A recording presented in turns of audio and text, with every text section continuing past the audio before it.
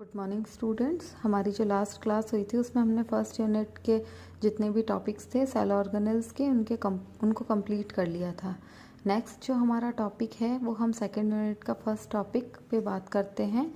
Topic है chromatin organisation. What is chromatin? Chromatin क्या होता है? क्रोमोसोम वाला पार्ट जो है उस क्रोमोसोम पार्ट का या क्रोमोसोम का स्ट्रक्चर क्या होता है या और उसका डेवलपमेंट किस तरीके से होता है, तो हम उस टॉपिक को लेकर के अभी डिस्कस कर रहे हैं। देखिए ये है इसका ब्रीफ हिस्ट्री कि किस तरीके से क्रोमोसोम वर्ड जो यूज़ किया गया था उसके बारे में। तो सबसे पहले ई स्ट्रासबर्गर ने 1875 के अंदर एक थ्रेड लाइक स्ट्रक्चर को प्लांट सेल में देखा था और उस प्लांट सेल के अंदर जब इन्होंने इस थ्रेड लाइक स्ट्रक्चर को देखा तो उन्होंने ये बोला कि ये जो है ये क्रोमेटिन पार्ट ही है।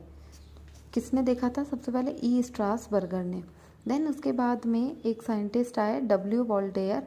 1888 में वॉल्डेयर ने इसे क्रोमोसोम नाम दिया था। जो थ्रेड लाइक स्ट्रक्चर थी उसे ही उन्होंने क्रोमोसोम नाम दिया था। और क्रोमोसोम नाम उन्होंने इसलिए दिया था क्योंकि क्रोमोसोम जो है उसे स्टेन किया जा सकता है, तो स्टेन करने के कारण उसमें कलर्ड आ जाता है। और उन्होंने इस नाम को डिवाइड करते हुए कहा कि क्रोमा जो होता है, क्रोमोसोम में जो क्रोमा है, क्रोमा का मतलब है कलर्ड और सोमा मीन्स होता है बॉडी। तो कलर्ड बॉडी यानी ऐसी बॉडी जिसको कलर किया जा सके। किसने कहा था? वॉल्डेयर ने कहा था। इसके बाद जिसने क्रोमोसोमल थ्योरी दी थी सटन एंड बॉवेरी, उस सटन ने ये कहा था 1902 में कि क्रोमोसोम इज़ अ वेक्टर। एक वेक्टर कैसा है? हेरिडिटरी वेक्टर है ये, हेरिडिटी वेक्टर। हेरिडिटी वेक्टर का मतलब होता है कि ये किसी भी जीन को वन जनरेशन से अनदर जनरेशन में ले जाने के लिए रिस्पॉन्सिबल होता है। उसी के बिहाफ पर उन्होंने क्रोमोसोमल थ्योरी दिया था। और लास्ट हमारे साइंटिस्ट जो थे वो थे हॉफमिस्टर। इन 1948 हॉफमिस्टर ने ट्रेडेंकेंशिया जो था एक प्लांट है, उस प्लांट के पोलन ग्रेन मदर सेल में इन्होंने इसको डिस्कवर किया था, आइडेंटिफाई किया था। किसे? क्रोमोसोम को। तो ये तो था कि हिस्टोरिकल पर्सपेक्टिव इसका क्या था। देन अगर हम किसी भी चीज़ की ऑर्गेनाइजेशन को डिस्कस करते हैं किसी की, तो उसके अंदर हमें उसका स्ट्रक्चर, उसका नंबर, उसका साइज़ और शेप भी डिस्कस करना होता है। तो यहाँ पर हम बात कर रहे हैं पहले साइज़ की। आप अपने पीडीएफ नोट्स में इसे ऐड कर लीजिएगा। देखिए क्रोमोसोम का साइज़ जो होता है वैसे तो वो अलग अलग उसमें अलग अलग ही होता है, चाहे वो प्लांट के केस में हो चाहे वो एनिमल के केस में हो, उसका साइज़ जो होता है वो अलग अलग होता है। तो देखिए इसका साइज़ नॉर्मली 0.25 माइक्रोन से 0.30 माइक्रोन मतलब 30 माइक्रोन तक का होता है। ये जो साइज़ है सबसे कम और ज़्यादा के बिहाफ पर मैं आपको बताती हूँ। 0.25 माइक्रोन जो है वो किस में पाया जाता है? वो पाया जाता है फंजाई में और एवीज़ में। जितने भी बर्ड्स हैं हमारे एवीज़, उसमें ये साइज़ जो क्रोमोसोम का है वो 0.25 माइक्रोन तक होता है। अगर ह्यूमन के केस में बात करें तो क्रोमोसोम का साइज़ कितना होगा? 5 माइक्रोन तक।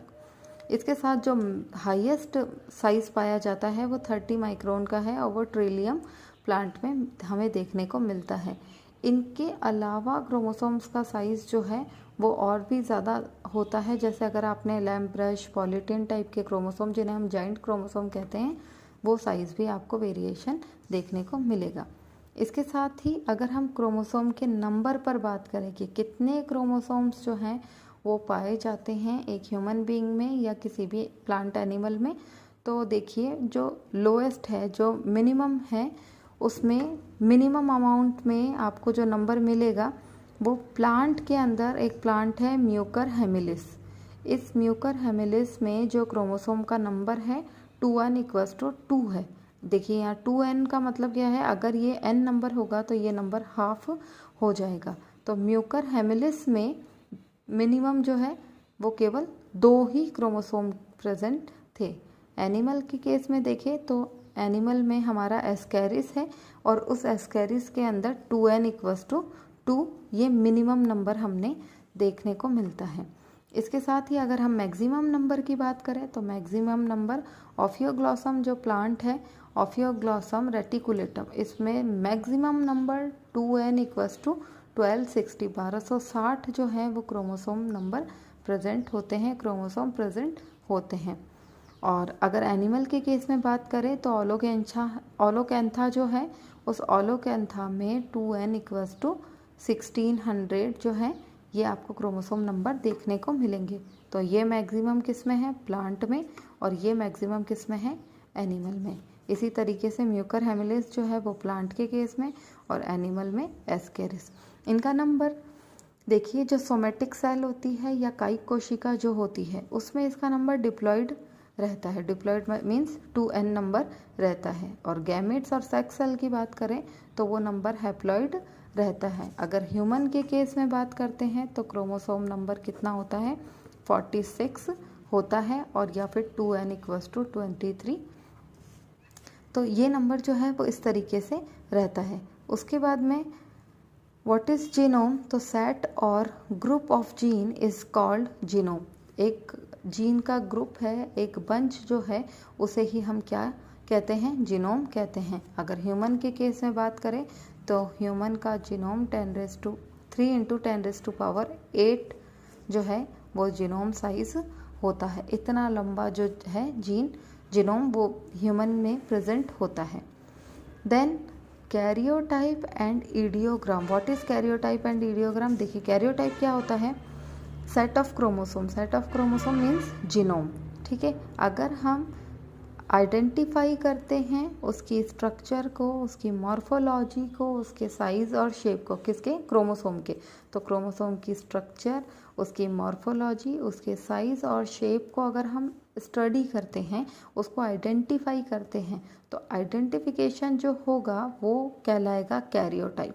ठीक है, केवल आइडेंटिफाई करना, it means identification of set of chromosome. Chromosome के सेट को आइडेंटिफाई करना हम किस ब्रांच में करते हैं या क्या कहलाता है? वो कहलाता है कैरियोटाइप। अगर हमने ये सारा आइडेंटिफाई कर दिया, जिसमें हमने क्या किया है? क्रोमोसोम का नंबर हो गया, उसका स्ट्रक्चर हो गया, उसका साइज हो गया, उसका शेप हो गया, इनको हमने अगर आइडेंटिफाई कर लिया तो ये कहलाएगा कैरियोटाइप। और अगर इसी आइडेंटिफिकेशन को हम ग्राफिकली रिप्रेजेंट करें, ठीक है, फोटोग्राफ्स की फॉर्म में करें, तो ये फोटोग्राफी जो है वो कहलाएगी इडियोग्राम। तो ये आपको डिफरेंस समझ में आ गया होगा कि आइडेंटिफाई करना, केवल आइडेंटिफाई करना नंबर, स्ट्रक्चर, शेप, साइज को, वो कह रहा था कैरियोटाइप। और अगर इनका आइडेंटिफिकेशन होने के बाद इसे हम फोटोग्राफ्स की फॉर्म में ग्राफिकल रिप्रेजेंट करते हैं, जैसे आपने कई केसेस में इस तरीके के क्रोमोसोम्स को अरेंज देखा होगा, ये इस तरीके से कि ये क्रोमोसोम नंबर 1 है और ये क्रोमोसोम नंबर 2 है और ये कंटिन्यू यहाँ तक, देन एक क्रोमोसोम ये और एक क्रोमोसोम ये जो है, जैसे मान लीजिए ये XY है, तो ये जो कंप्लीट 23 या 46 जो है क्रोमोसोम का ग्राफिकल रिप्रेजेंटेशन, ये क्या कहलाएगा? इडियोग्राम कहलाएगा। देखिए, ह्यूमन के केस में अगर हम बात करें कि कितने तरीके के क्रोमोसोम होते हैं, तो ह्यूमन बीइंग में 2 टाइप्स के क्रोमोसोम प्रेजेंट होते हैं, जिसमें फर्स्ट टाइप जो कि सेक्स का डिटर्मिनेशन नहीं करते हैं, उसके अलावा जो भी हमारे कैरेक्टर्स होते हैं उनको आगे की तरफ लेकर के जाते हैं या हमारे कैरेक्टर्स को एक्सप्रेस करते हैं, वो कहलाते हैं ऑटोसोम्स। और वो ऑटोसोम्स का नंबर कितना होता है? 22 पेयर्स। इसके साथ ही एक सेक्स क्रोमोसोम प्रेजेंट होता है और वो सेक्स क्रोमोसोम XX और XY, मीन्स X और Y जो हैं वो हमारे सेक्स क्रोमोसोम होते हैं। तो 1 पेयर ऑफ क्रोमोसोम जो होगा वो सेक्स क्रोमोसोम होगा and 22 pairs of chromosome is called autosomes. Then we are discussing about the structure of chromosome. एक क्रोमोसोम की संरचना किस तरीके की बनी हुई होती है, तो ये मैंने एक्सप्लेन करने के लिए आपको डायग्राम ड्रॉ करा है। आपको ये इससे ज़्यादा समझ में आएगा, अदरवाइज़ आप बुक से भी डायग्राम ड्रॉ कर सकते हैं।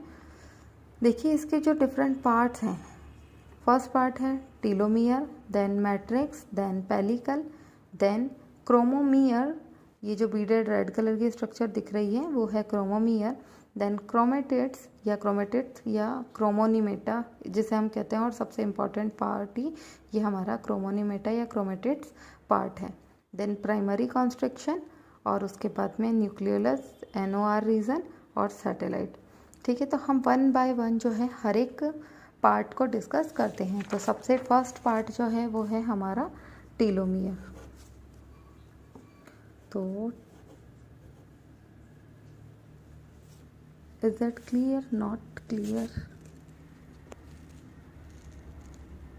What is this?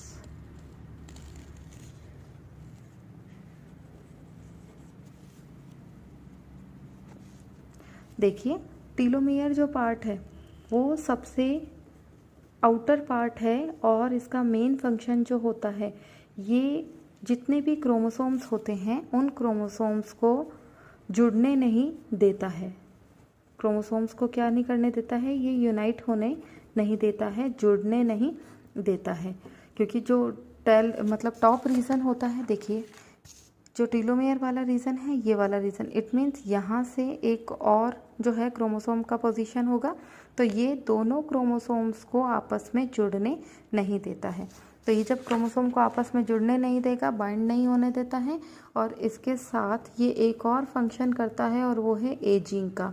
एजिंग मतलब होता है, एजिंग यानी जीर्णता, जब हमारी वृद्धावस्था आती है तो वो वाला रीज़न।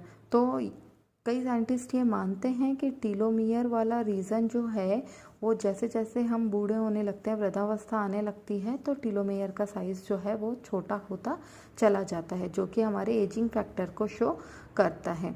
इन फ्यूचर अगर कभी भी क्रोमोसोम पर और स्टडी हुआ तो टीलोमियर के साइज़ को कंट्रोल करने की अगर एक सर्वे हो पाया, एक तरीके का प्रैक्टिकल हो पाया एक्सपेरिमेंट, तो यहाँ पर हम एजिंग फैक्टर को कंट्रोल कर सकते हैं। मतलब इंसान की उम्र जो है वो कुछ हद तक हम उसे रोक सकते हैं, उसको बूढ़ा होने से रोक सकते हैं।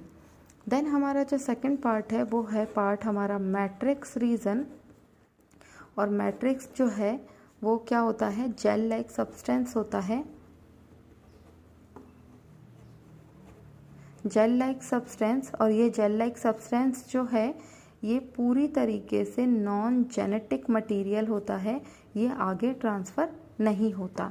उसके साथ ये नॉन जेनेटिक के साथ में अक्रोमेटिक पार्ट भी होता है, मतलब यहाँ पर जो जो नॉन कलर्ड स्ट्रक्चर है वो पार्ट होता है। तो ये जेल लाइक स्ट्रक्चर है, जेल लाइक सब्सटेंस है, जो कि आगे किसी भी पीढ़ी में ट्रांसफ़र नहीं होता। अगर हम ये बोलें कि मैट्रिक्स में क्या क्या प्रेजेंट होता है, तो मैट्रिक्स में प्रेजेंट होता है वाटर, देन प्रोटीन, प्रोटीन के साथ कुछ एंजाइम्स प्रेजेंट होते हैं, और उसके साथ में कुछ मिनरल्स भी प्रेजेंट होते हैं। तो ये था हमारा मैट्रिक्स रीजन। थर्ड पार्ट जो है वो हमारा है पेलिकल रीजन। जो पेलिकल रीजन है ये आउटर मेम्ब्रेन होती है, आउटर मेम्ब्रेन, बाहर की एक झिल्ली होती है जो कि बहुत थिन होती है, और ये जो आउटर मेम्ब्रेन होती है ये भी मैट्रिक्स की तरह ही नॉन जेनेटिक होती है, आगे ट्रांसफ़र नहीं होती है, अक्रोमेटिक होती है, अक्रोमेटिक होती है और नॉन जेनेटिक होते हैं, मतलब इसका ट्रांसफ़र भी आगे नहीं हो सकता। यहाँ पर एक स्टैंड नोट बना करके मैं एक चीज़ ऐड करना चाहूँगी। देखिए, पेलिकल पार्ट प्लस मैट्रिक्स, ये दोनों ही पार्ट जो हैं वो केवल एक ही स्टेज में दिखते हैं, मेटाफेज में। मेटाफेज में जब ये स्ट्रक्चर दिखती है तब दिखाई देता है जब न्यूक्लियोलस